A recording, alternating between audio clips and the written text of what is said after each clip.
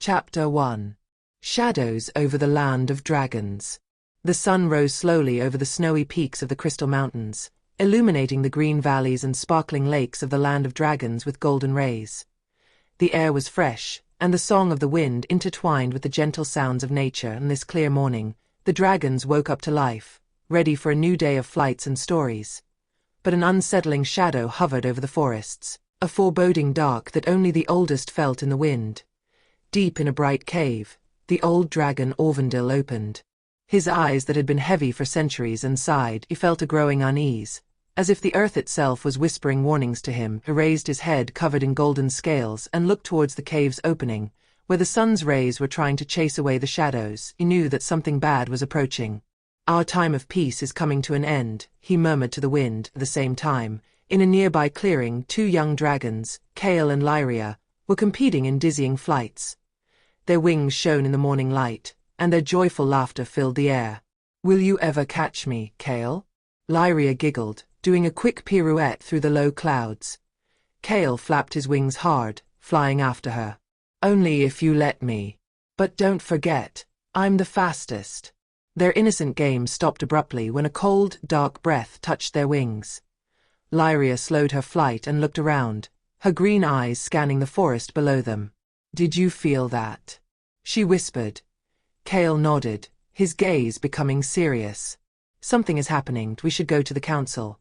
With hearts beating fast, the two set off towards the mountain, the central hall, where the Dragon Council gathered. Along the way, the forest seemed darker, and the usually cheerful birds had disappeared. The world seemed to hold its breath. In the central hall, a huge cave carved over the centuries by the ancestors of the dragons, the members of the council had already gathered. Aurvandil stood in the center, his gaze deep and full of concern. Around him were the other elders of the clans, Silvara, the silver dragon with sapphire eyes, and Tharak, the red dragon, the mightiest warrior among them. Kale and Lyria stepped into the solemn circle, bowing their heads in respect. "Our youth have felt the unease too," Aurvandil said in a deep voice. "The shadow of Morvax is approaching." A murmur ran through the gathering. Silvara spread her graceful wings. "We must find out what he is planning. We cannot wait to be attacked in our own home." Tharak raised his head. "I say attack first. Take the fight to the Wizarding Lands and end the threat." Aurvandil shook his head. "A hasty attack could spell our end. Morvax is cunning and powerful. We cannot underestimate the power of the shadows. We need wisdom, a strategy." Lyria took a step forward. "Perhaps we should send a team to investigate. Learn more about Morvax's plans." Aurvandil stared at her for a long time, then nodded. "A dangerous mission, but a necessary one. Who will go?" Kale took a step forward, his eyes burning with determination. "I will go." Lyria looked at him with concern, but then raised her chin. "Me too." Tharak growled softly. "You are young. You have not yet seen the horrors of war." "That is why we must go," Kale replied. "We are swift and discreet. We can bring back the information you need." Aurvandil surveyed them both, then nodded. "Very well. You will leave at dawn. Be careful, for the shadows are cunning. And remember, the most important thing is to return safely." In his obsidian tower, Morvax gazed into a crystal bowl, images of the Dragonlands reflected in the light. His dark eyes glittered with hatred and desire. "Soon, your greatness will be but a memory," he whispered. "I will cast my shadow over your forests and mountains. I will bring the dragons to their knees. I will subdue them." Behind him, the shadow creatures murmured and hissed, awaiting their master's command. Morvax reached over an ancient scroll, uttering forbidden incantations, and a black energy rose into the air. He planned to trap the dragons in shadow traps and break their will. But to do that, he had to find a way into the heart of their land. "They will come to me," Morvax said, smiling coldly. "And then I will catch them." In the land of the dragons, Kale and Lyria prepared for their journey. They sharpened their claws and strengthened their wings with a mixture of leaves and crystals, an ancient tradition meant to provide them with protection. Aurvandil handed them a shining amulet, a symbol of courage and hope. "May the light of the dragons guide you," he said solemnly. As dawn broke, the two rose into the sky, heading for the Shadow Mountains. Above them, heavy clouds seemed to gather, and the world held its breath. Their adventure began, a mission that would change the fate of the Dragonlands forever. Chapter 2. Journey Through Shadows. As dawn reached the mountaintops, Kale and Lyria rose into the sky, their wings beating silently through the cold air. Their journey was long and dangerous, and the Shadow Mountains stretched before them like a dark menace. As they drew closer, the forest grew denser, and sunlight barely penetrated the dark branches. Every rustle, every shadow seemed a threat. Kale flew lower, scanning the terrain. Lyria followed closely, feeling a growing tension in the air. Morvax left his shadows here, she whispered, her eyes scanning the darkness. Kale nodded. I feel the same cold presence. We must be vigilant. In a hidden clearing, they decided to rest. But the silence was deceptive. From the shadows, a figure emerged. It was a shadow creature, with red eyes and sharp fangs. Lyria stood up suddenly, her fiery breath illuminating the darkness. The creature retreated, but did not disappear. Instead, more shadows moved through the trees. They were being followed. We must leave now, Kale said. We cannot fight them in the dark. They set off again, their hearts beating fast, the shadows following them silently. The journey was long, but their resolve was unwavering. They must learn what Morvax's plans were and return safely. Their flight through the night had become a silent escape, every beat of their wings an echo in the dark silence of the Shadow Mountains. Every tree seemed a threat, every shadow a trap waiting to close upon them. Kale felt the weight of responsibility, his wings tense with the worries that were crushing him. Lyria, we cannot fly forever, he murmured, looking down at the thicket that stretched like a sea of shadows. We must find shelter. Lyria nodded, her green eyes flashing with anxiety. It must be a cave, a place to hide from their eyes. We can't give them a chance to surround us. They flew in wide circles, scanning the terrain until Kale spotted a crack in the rocks. They descended quickly, landing softly at the mouth of a narrow cave. There, deep in the rock, the shadows seemed powerless. Lyria looked once more at the dark forest. They won't give up. They feel us.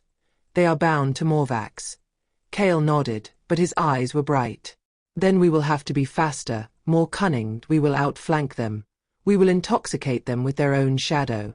But what if we can't outflank them? Lyra's voice was almost a whisper. What if the darkness swallows us? Kale looked at her, seeking encouragement. Then we will make light. The night passed slowly. The sounds in the forest were deceptive and cruel. Every rustle brought with it shivers of fear, but until dawn, the creatures did not appear.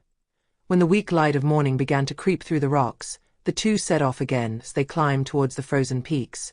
The air became heavier, stifled by the invisible presence of shadows. But something new was felt in the air, a faint, sour smell, reminiscent of something rotten. Lyria and Kale stopped. Morvax, Kale said, his voice cut off by a cold foreboding. It was here. Recently. They followed the scent, moving deeper into the rocks until they came to a wide opening, and the center, on a stone altar, lay a shining object. It was a crystal sphere, but no ordinary one. Shadows were writhing in it, like a swirl of dark smoke. Lyria approached cautiously. What is this?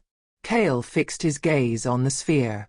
A shadow eye, Morvax sees through it. He must have noticed us already. A shadow broke away from the cave walls, materializing before them. He was a creature of darkness, with glassy eyes and sharp claws. Lyria took a deep breath and spat a stream of fire, but the flames barely touched the creature's silhouette. The shadow was resilient. Kale, we can't fight it, she shouted.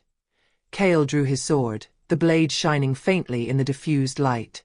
We must destroy the eye. That's the only way we will escape. With a quick movement, he threw himself towards the altar. The creature intercepted him, claws slapping the air, but Kale was faster. With all his might, he swung the sword, striking the sphere. A deafening cry echoed first in the cave, then over the mountains.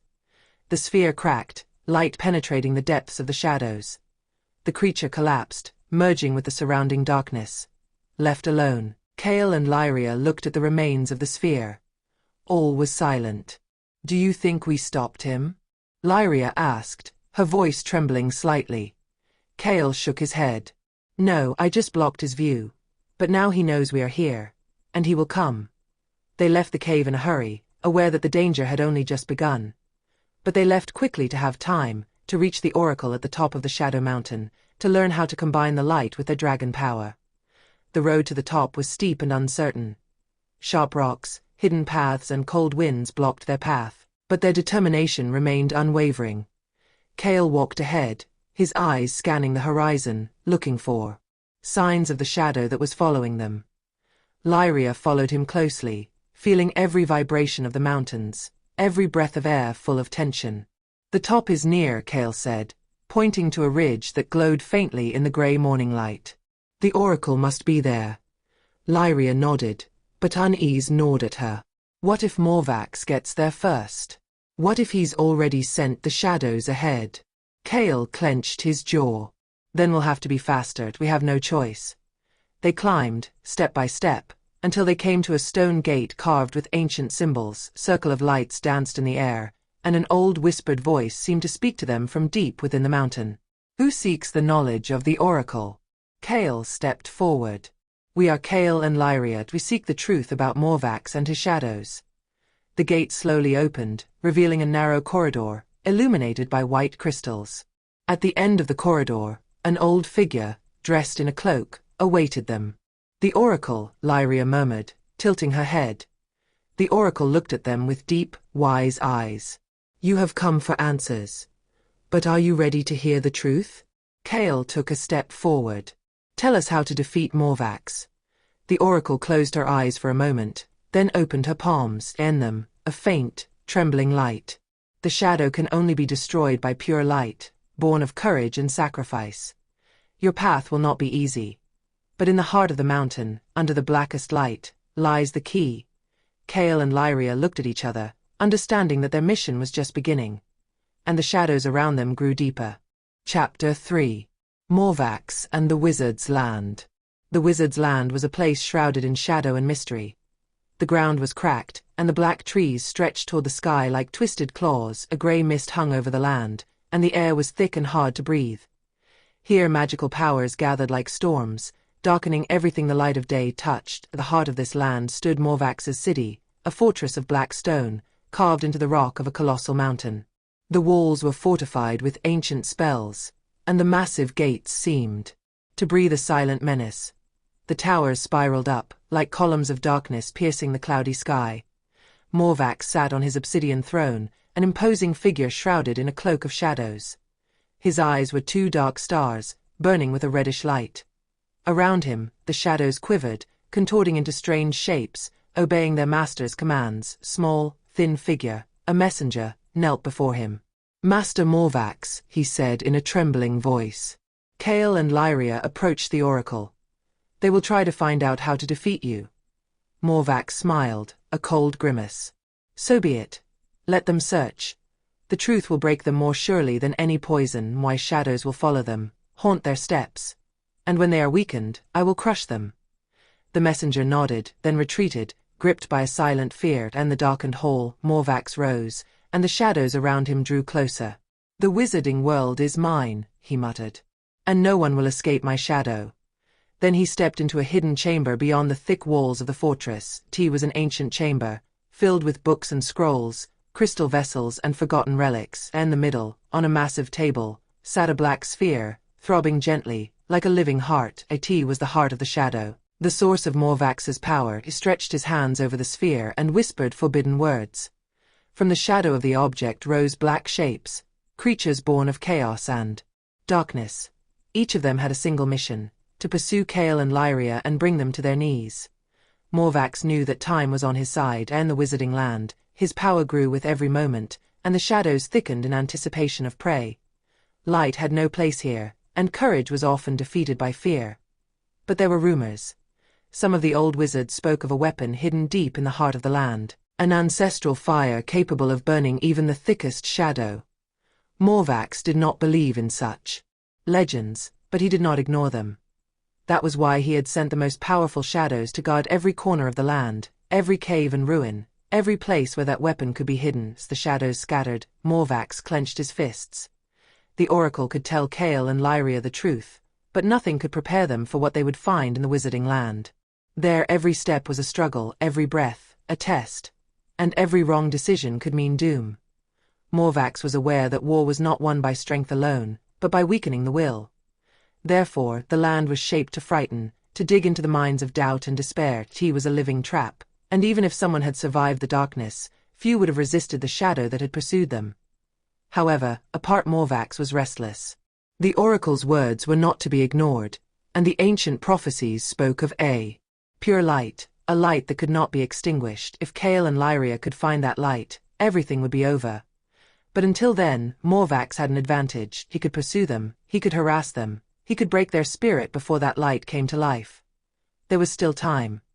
Morvax closed his eyes, concentrating. He saw the paths Kale and Lyria walked on. He felt their uncertain steps, the fear hidden in their hearts. He knew them and was waiting for them. When he opened his eyes, the shadow around him became denser. The darkness was gathering, preparing to cover the two adventurers. And Morvax knew one thing for sure: the wizarding land spared no one. He was not just a fight for power. It was a fight for survival. And the shadows, as he knew them, never let anyone escape. Then he stepped into a hidden chamber beyond the thick walls of the fortress. It was an ancient chamber, filled with books and scrolls, crystal vessels and forgotten relics. And in the middle, on a massive table, sat a black sphere, throbbing gently, like a living heart. It was the heart of the shadow, the source of Morvax's power. He stretched his hands over the sphere and whispered forbidden words. From the shadow of the object rose black shapes, creatures born of chaos and darkness. Each of them had a single mission: to pursue Kale and Lyria and bring them to their knees. But Morvax knew that the shadows were not enough. For this, he called upon Kalira, the sorceress of illusions, the master of deception and traps. The woman emerged from the shadows, her eyes glowing like poison and her long glossy black hair flowing over her shoulders like a nightgown. Her cloak was embroidered with forbidden symbols, and her voice was a whisper of ice. Her cloak was embroidered with forbidden symbols, and her voice was a whisper of ice. "You called me, Master of Shadows?" she asked, a hint of an evil smile at the corner of her lips. Kale and Lyria must be stopped, but not by force. You will darken their minds, lose them in illusions. You will show them their deepest fears, break their courage. And most of all, you will prevent the two dragons from following the oracle's advice. Kalira bowed her head. They will fall prey to my illusions, not knowing what is real and what is not. I will trap them in their dreams and they will never come out. Good. Morvax turned to the sphere. The shadows will accompany you. Dragons are dangerous, but your illusions will blind them. With a last smile, Kalira dissolved into the mist, taking the shadows with her. The path was open to her, and the traps were prepared. Morvax knew that once caught in Kalira's illusions, even the most powerful dragons would no longer be able to distinguish friend from foe, the path from the abyss. Time was on his side, and the wizarding land, illusions and darkness merged, and even the bravest could become prisoners of their own minds.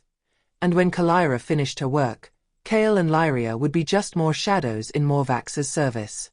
Chapter 4. The Shadow from the Depths.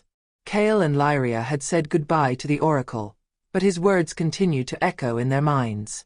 Only by uniting fire and light will you be able to dispel the shadow. But remember, shadows cannot be destroyed by force. Seek the root of the darkness. As they made their way through the dark forest that surrounded the Shadow Mountain, Kale felt a growing tension press against his chest. Lyria flew alongside him, casting anxious glances around. Although they had left the mountain area, the air was still charged with a strange, almost suffocating energy. "The oracle did not tell us everything," Kale murmured, breaking the silence. "No, but she gave us a direction," Lyria replied. "Fire and light." What could it mean?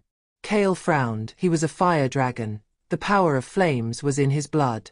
But what did light mean? Was it light in the literal sense or something deeper? A loud noise caught their attention. A cold breeze swept through the trees, and the leaves rustled under an unseen presence. Kale and Lyria spread their wings, ready to fight. "Come out of the shadows," Kale shouted. A tall, slender figure emerged from the darkness. He had black scales and eyes that glittered like two burning coals. It was Morvax.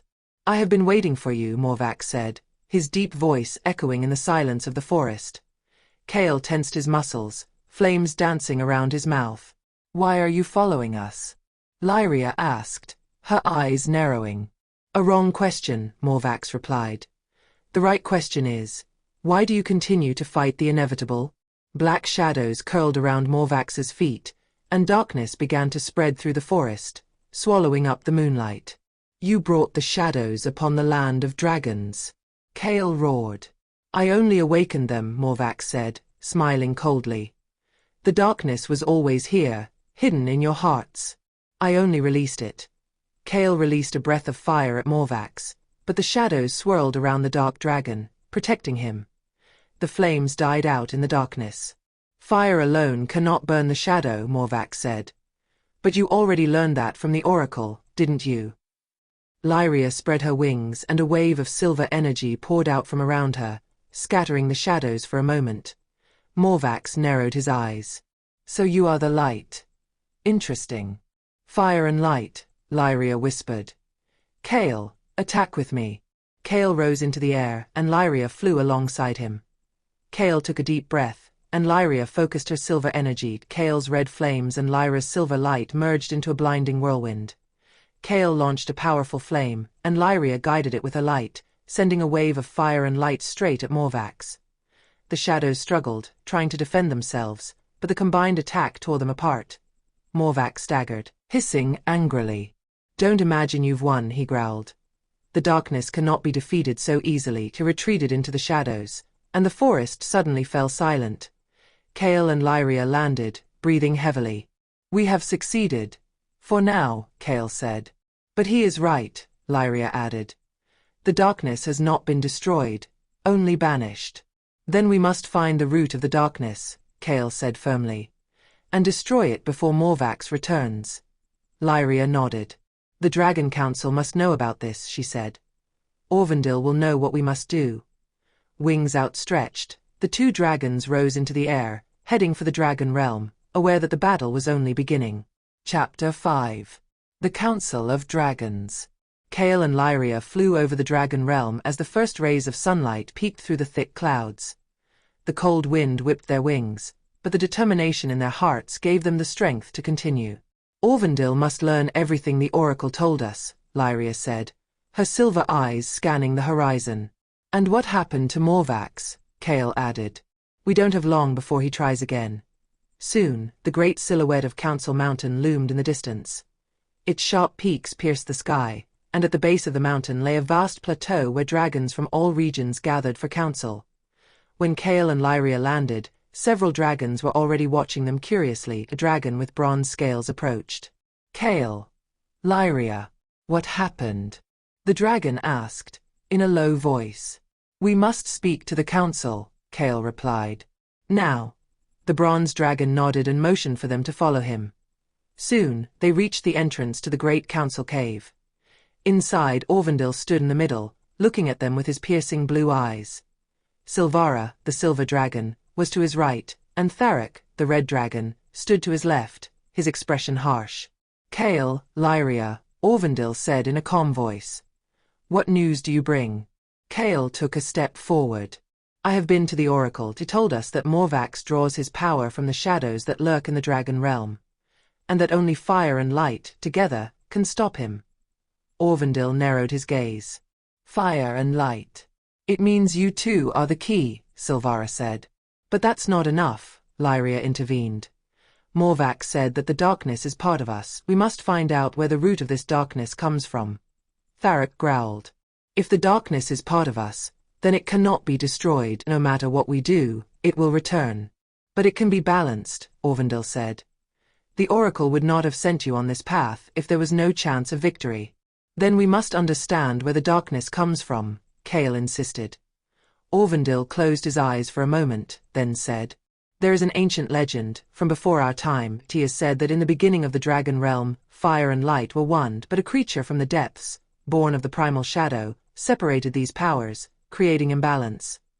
That creature was sealed away in a place forgotten by all, the shadow depths. If Morvax has awakened the shadows, then perhaps he seeks to free this creature. The shadow depths. Lyria repeated, No one has been there for centuries. And perhaps we shouldn't, Tharak said. If the seal has been broken, then we must repair it, Kale said firmly. Aurvandil looked from Kale to Lyria, deep concern in his eyes. The shadow depths are a dangerous place. If Morvax has reached there, you may never return. If we don't try, darkness will cover the entire dragon realm, Lyria said. Aurvandil was silent for a moment, then nodded.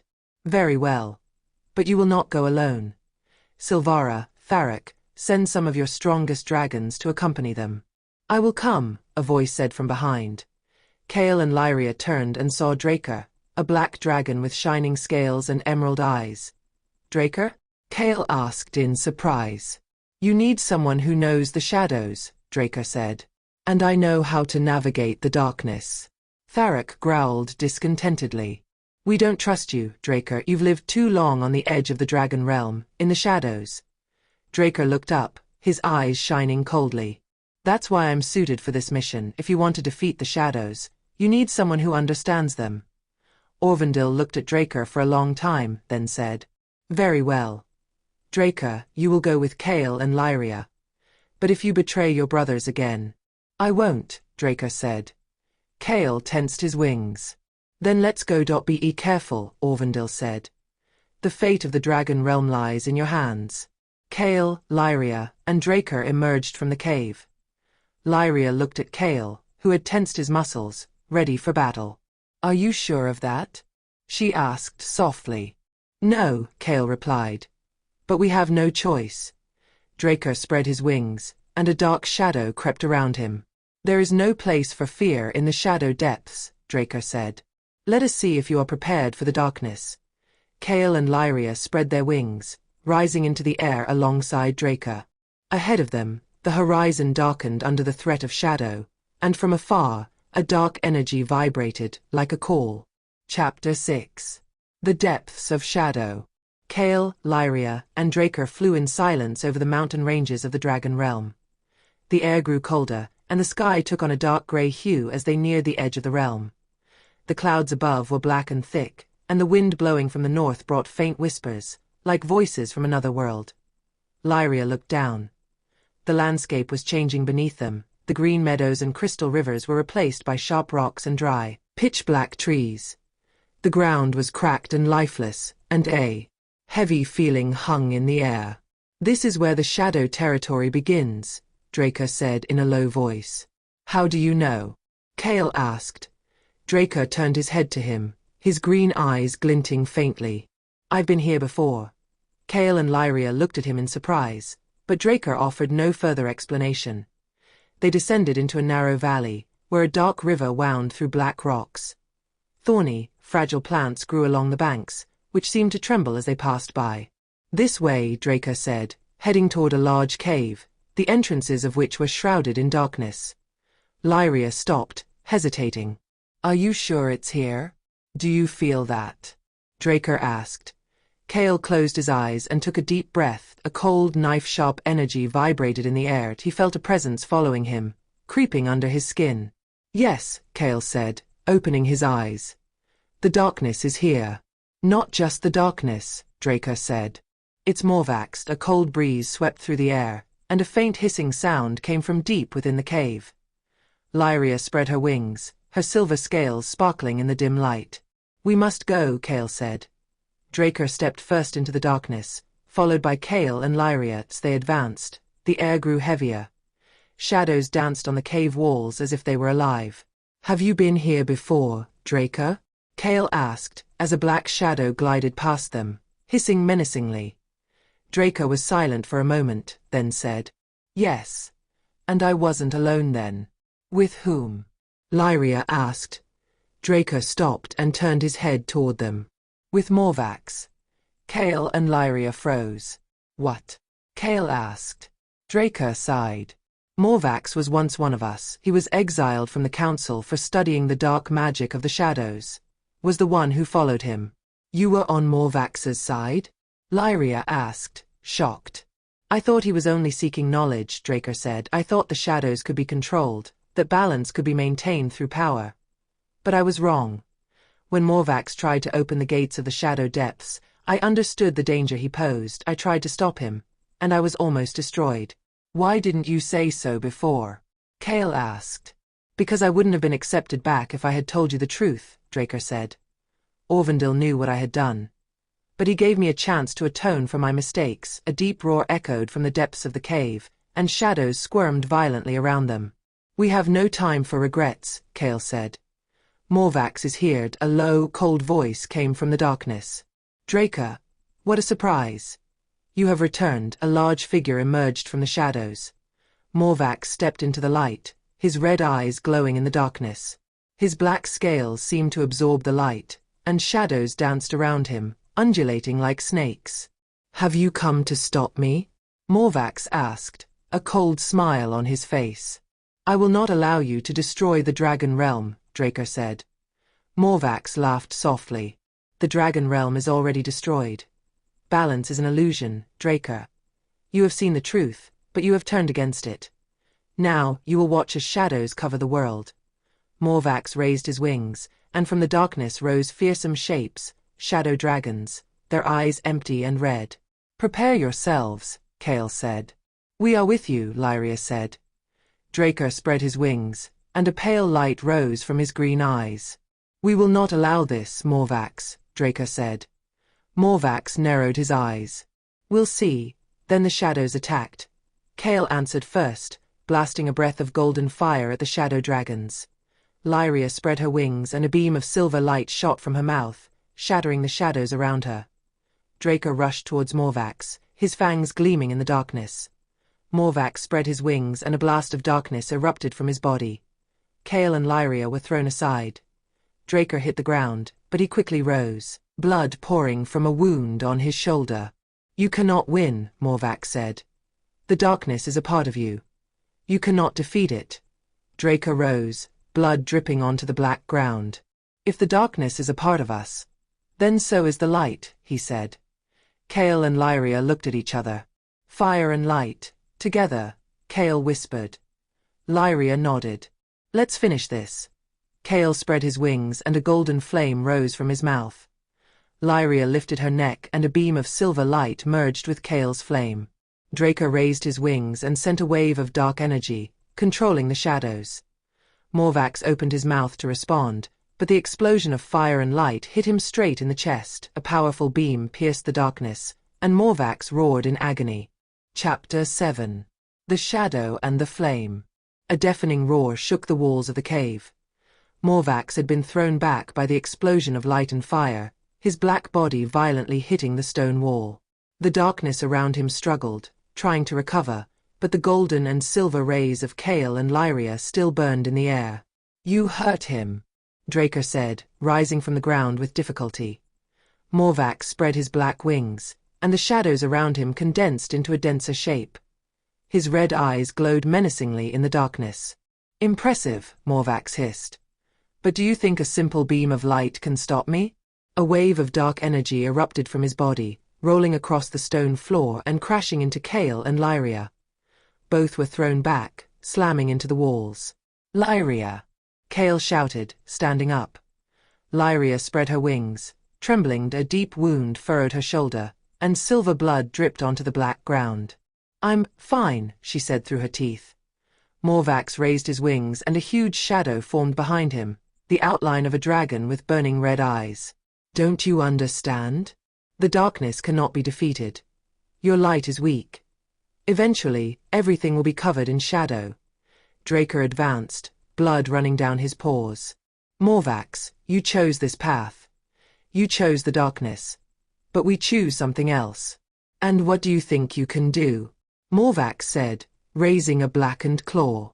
Something you will never understand, Draco said. Trust. Kale and Lyria stood beside Draco. Kale's fire burned brightly in his golden eyes, and Lyra's light trembled but did not go out. We are together, Kale said. And together we are stronger than the darkness, Lyria added. Morvax hissed angrily and opened his mouth, a blast of darkness escaping from it. Kale and Lyria stared at each other for a moment, then joined forces. Kale's golden flame merged with Lyra's silver beam, creating a blinding light that struck the wave of darkness. Draco spread his wings and channeled all his energy. A wave of dark but controlled force joined the beam of light and flame. The light, the fire, and the controlled darkness intertwined in a torrent of energy that pierced Morvax's wall of darkness. Morvax roared, and the shadows around him began to disintegrate. The darkness around him shattered, and Morvax fell to his knees. "No, it's not possible," he hissed. Draker slowly walked towards him, looking him in the eyes. "Darkness without balance leads to destruction. You thought you could control the shadows, but they controlled you." Morvax looked up at Draker, and a trace of despair flickered in his red eyes. "You chose light over power," Morvax said in a weak voice. "I chose balance," Draker said. Morvax lowered his head, and his body began to disintegrate into shadows that dissipated in the air. Maybe you're right," he whispered, before his body disappeared completely.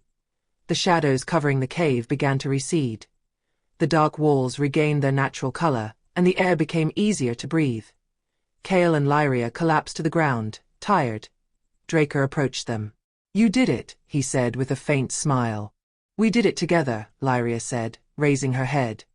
Kale stood up and touched his wing to Lyra's. "Let's go home," he said. Draker nodded.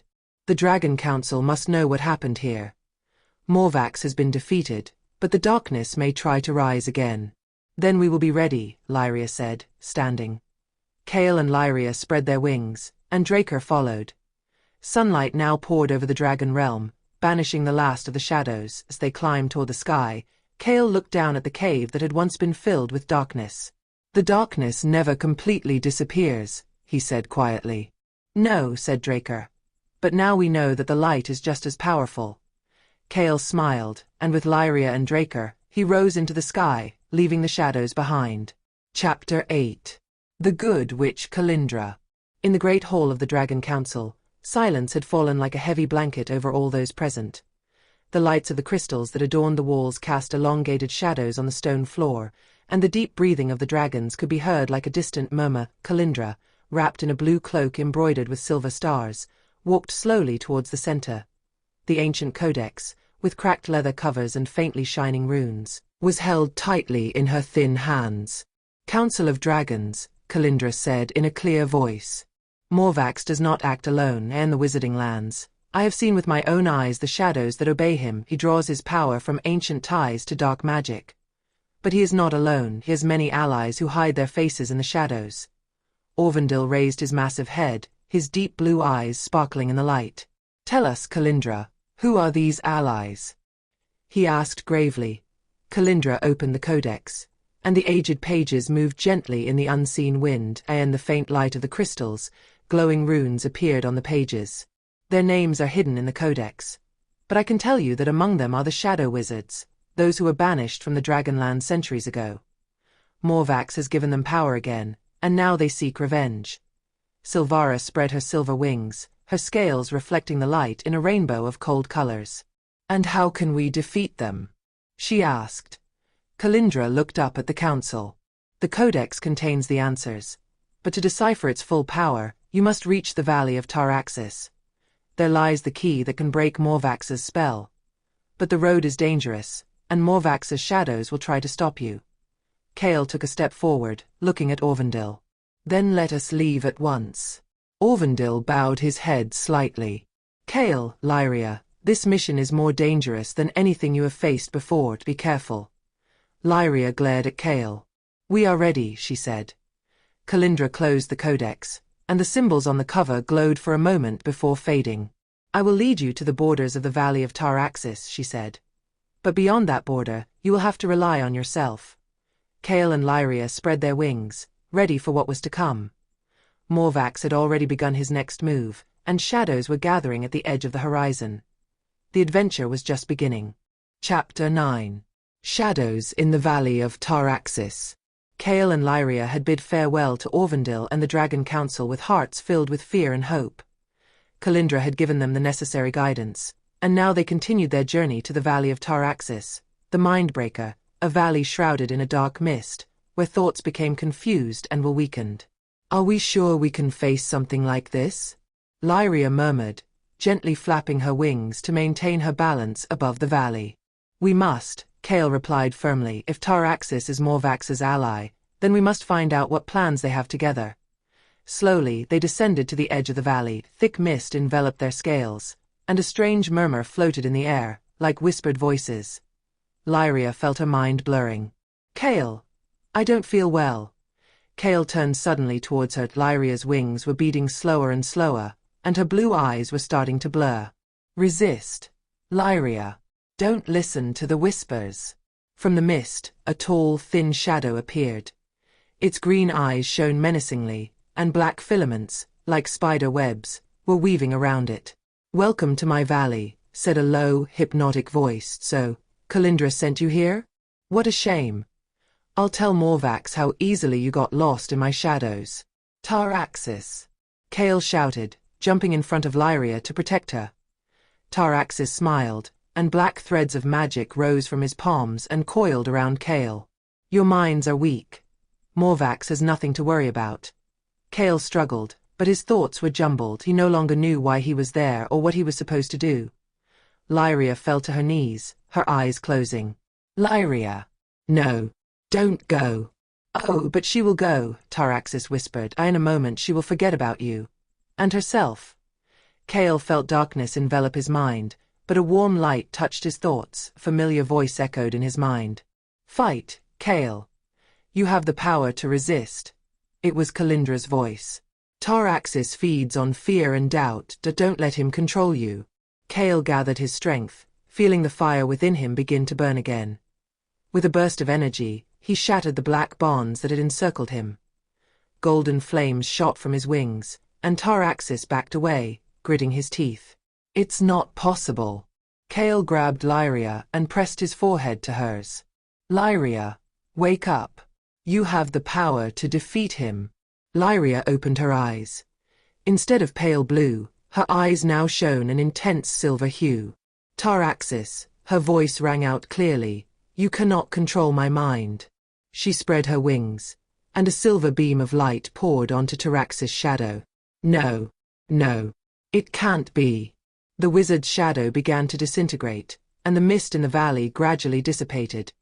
Taraxis retreated, hissing angrily. This is not the end. Morvax will destroy you. Kale and Lyria landed on the now clear ground. Lyria smiled weakly at Kale. We made it. Yes, but the war is not over yet. From the shadows, an evil presence watched them, Morvax's red eyes glinting in the darkness. Chapter 10. The Return of the Shadows. Kale and Lyria held their breath, looking towards the edge of Taraxis Valley, where the shadows were beginning to dissipate. But the cold, dark air that hung around them reminded them that the danger had not completely disappeared. Do you think Taraxis has retreated? Lyria asked, still breathing heavily. For the moment, Kale replied, but his gaze narrowed as he noticed the shadows that continued to flicker along the cliffs. I feel that Morvax is close. Suddenly, a gust of cold wind swept across the valley, and a deep, cold voice echoed from the darkness. You should not have come here. From the shadows, two red eyes shone menacingly. A tall form, covered in a cloak of black smoke, materialized from the darkness. He was Morvax. Taraxis underestimated you. But I will not make the same mistake, Morvax said in a cold voice. Kale and Lyria spread their wings, ready for battle. Get out of here, Morvax. Kale shouted. You will not take possession of the dragon land. Morvax chuckled, and his shadow expanded, swallowing part of the ground in front of them. Oh, but I've already begun to take over. Why do you think Taraxis was just a distraction? From the darkness, several black shapes were taking shape. A pack of creatures with sparkling eyes, sharp fangs, and bodies covered in dark fur were walking towards them. What are these? Lyria asked, taking a step back. Shadow wolves, Kale replied. Servants of Morvax. Morvax raised a hand, and the wolves rushed at them. Kale and Lyria spread their wings and rose into the air, but one of the wolves jumped and grabbed Kale's wing, pulling him down. Kale! Lyria shouted. Kale collapsed to the ground, but at the last moment he released a breath of fire. The wolf was thrown back, howling, but the others continued to approach. Suddenly, a burst of silver light hit the ground. Enough! Kalindra appeared on a cliff top, the codex open in her hands.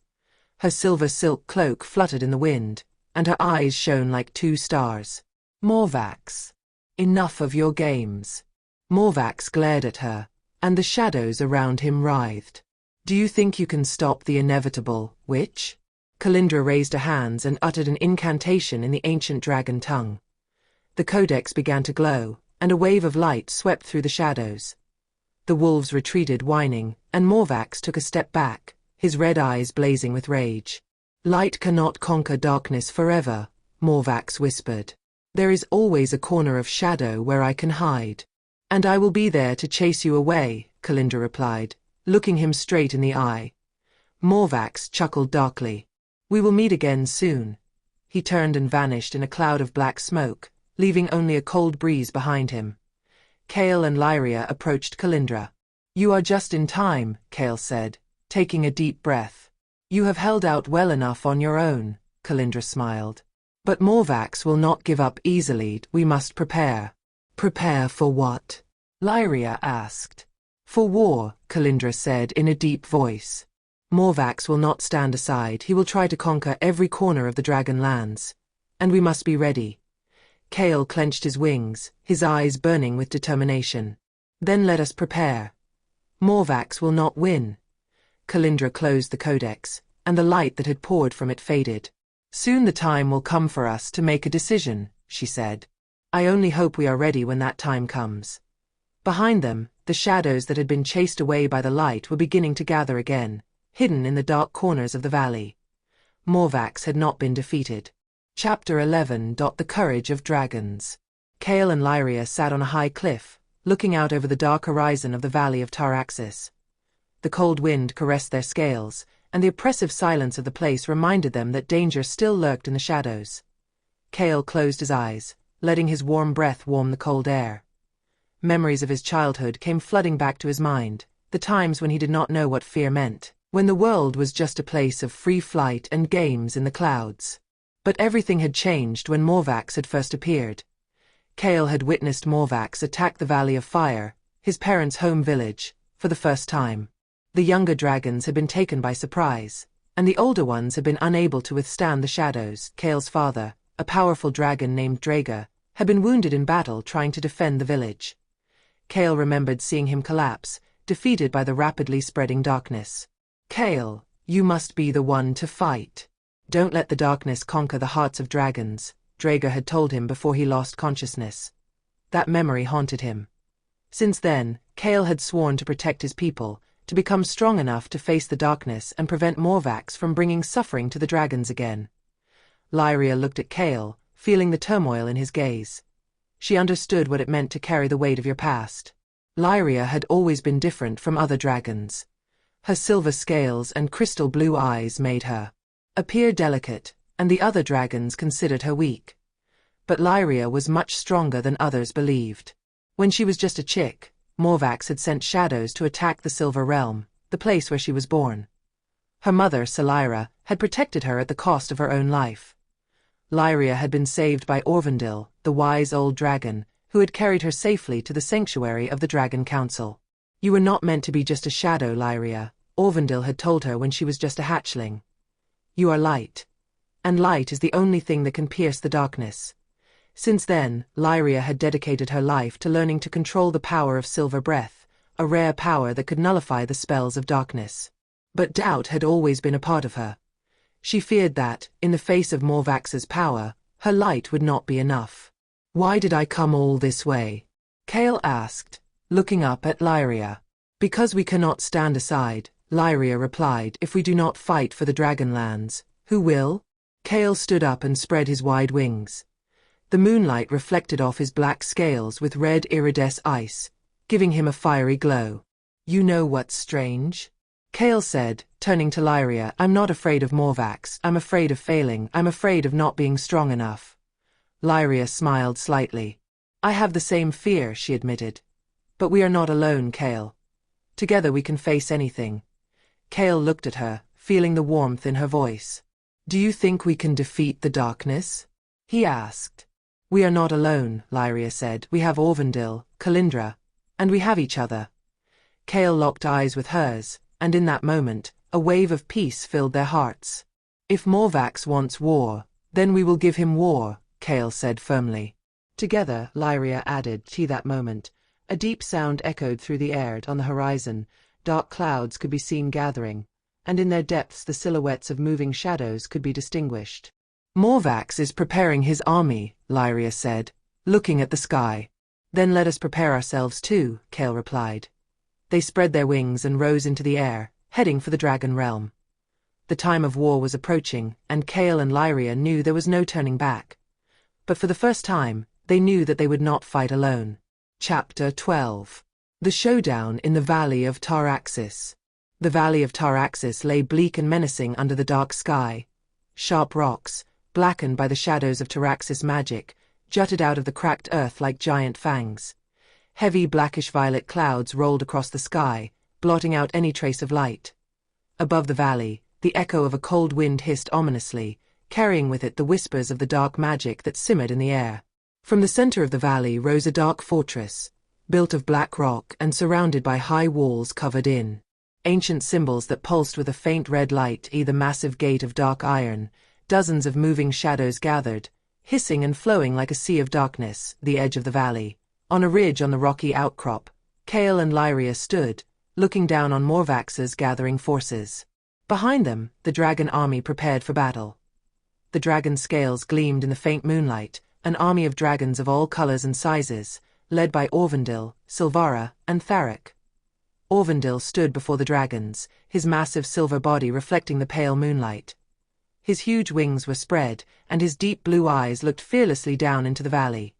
Silvara, the silver dragon, hovered above the army, and Tharek, the red dragon, sharpened his claws on the rock, spitting small flames from his nostrils from time to time. There are too many, Kale said, looking at Aurvandil. It is not the number that counts, but the courage in the heart, Aurvandil replied calmly. Morvax puts his trust in shadows and fear. But fear cannot overcome courage. Kale ran his claws over the cold stone beneath him, feeling the tension in the air grow heavier. Are you ready for this? He asked, turning to Lyria. Lyria spread her silver wings, and a gentle light poured around her. I was born for this, she said. Behind them, the dragons raised their heads, and Tharek advanced, flames dancing between his fangs. They caught us on the wrong foot once, but now it's our turn. Tharek roared, No-one will conquer the Dragonlands as long as we live. Silvara spread her wings, rising slightly above the ground. We fight for freedom, we fight for the future. We will not bow to the darkness. Aurvandil raised his head and roared loudly, a deep, resonant sound that made the earth vibrate. Dragons know no fear, he said.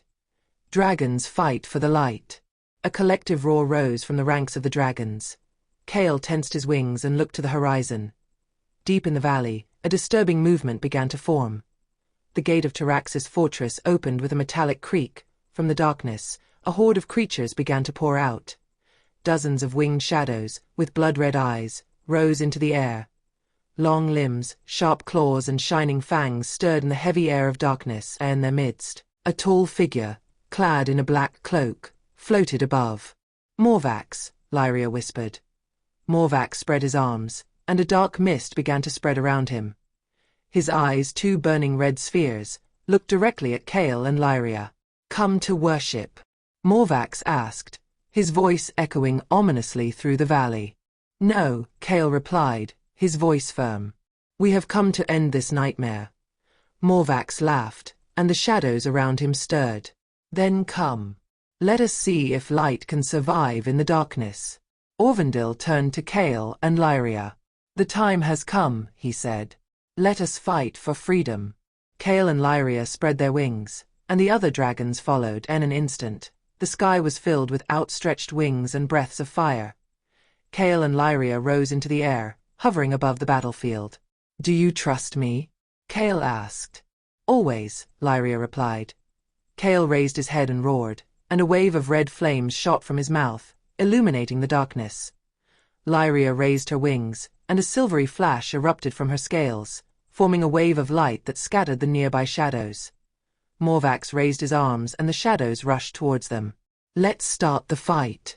Tharek roared, spitting a torrent of fire at the creatures of darkness. Aurvandil rose above the dragons, blowing a silver flame that wrapped around Morvax's armies. Silvara danced through the air, releasing waves of light that destroyed the shadows in its path. Kale and Lyria rushed directly at Morvax. Kale's breath struck the wizard's dark cloak, but Morvax raised his arm and a wave of darkness struck back at the flame. Lyria folded her wings and dove towards Morvax, a silver flash shining around her. "Now, Lyria!" Kale shouted.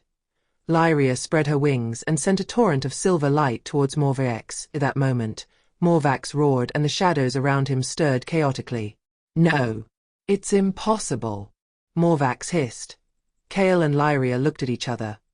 They knew the battle was far from over, but for the first time, light had begun to pierce the darkness. Chapter 13.Vraxa, the Pure Darkness. After the first battle had died down in the smoke of flames and light, the dragon army had gathered around the fortress, preparing for what was to come. The Shadow Mountain was silent, but a sense of unease hung in the air. The world seemed to breathe heavily, as if all of nature knew that the battle was not yet over. In the depths of darkness, Morvax stood alone, before an ancient stone table. He seemed defeated, but his red eyes shone with a deep, restless hatred. Around him, the shadow seemed to take shape, like a living being, swallowing the light and hugging the wizard like a cold cloak. His hands trembled slightly, but an evil smile appeared on his lips. "It was only the beginning," Morvax murmured. "Only the beginning." Before him, in a circle, stood 3 other wizards, each clad in black cloaks that barely moved with each breeze. They raised their heads to Morvax, awaiting orders. "Vraxa," Morvax said, his voice low and cold. "The plan begins. It is time to crush those dragons." The one who answered had no human face, nor any clear form, only a smoky silhouette, with eyes that glittered like 2 red spots in the darkness. "Lyria, wake up. You have the power to defeat him." Lyria opened her eyes. Instead of pale blue, her eyes now shone an intense silver hue. "Taraxis," her voice rang out clearly, "you cannot control my mind." She spread her wings, and a silver ray of light poured over Taraxis' shadow. "No, no, it can't be." The wizard's shadow began to disintegrate, and the fog in the valley gradually dissipated. Taraxis retreated, hissing angrily. "This is not the end. Morvax will destroy you." Kale and Lyria landed on the now clear ground. Lyria smiled weakly at Kale. "We made it." "Yes, but the war is not over yet."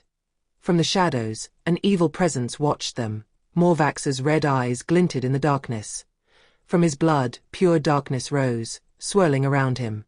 "Vraxa, pure darkness," he said in a deep, whispering voice that seemed to come from a place beyond time. "Once you free me, nothing will be able to stop the darkness." Morvax raised a hand, and Vraxa, the evil sorcerer of pure darkness, thrust his hands into the wind. Spiral of black energy rose into the air, weeping its depths like an opening abyss.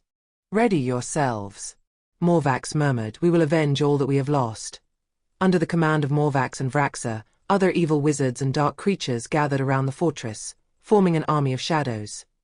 Among them were 3 other wizards who belonged to a secret order: Maltha, master of dark fire magic; Karaz, wizard of black winds; and Dagon, guardian of the places of silence.